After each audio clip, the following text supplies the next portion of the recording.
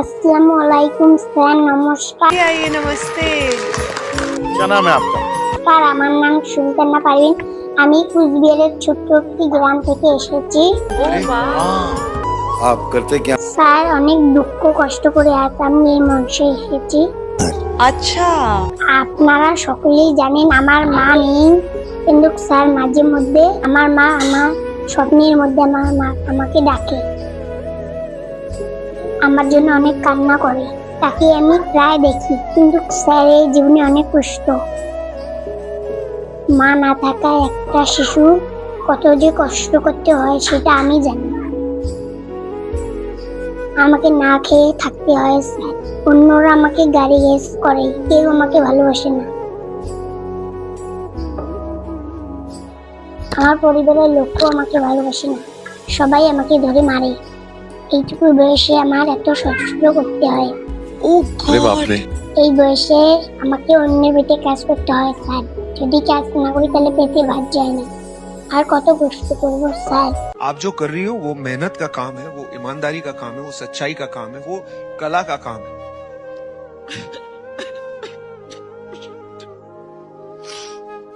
आपको देख के मुझे लगता है कि काश मुझ में ऐसी हिम्मत होती।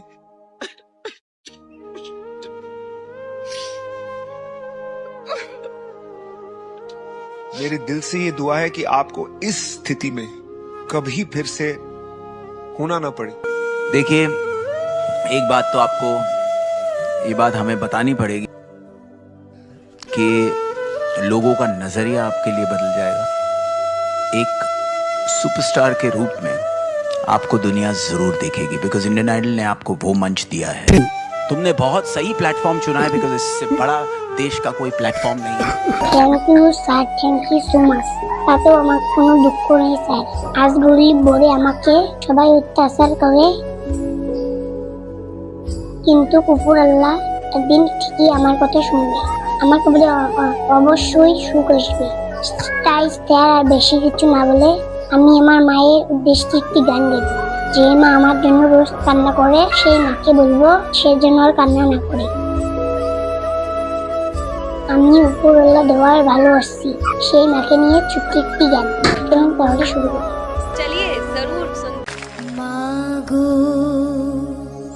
তোর কান্না আমি সইতে পারি না, দোহাই মা আমার লাইগা আর কান্দিস না। মাগো তোর কান্না আমি সইতে পারি না, দোহাই মা আমার লাইগা আর কান্দিস না। মাগো তোর কান্না আমি সইতে পারি না, দোহাই মা আমার লাইগা আর কান্দিস না।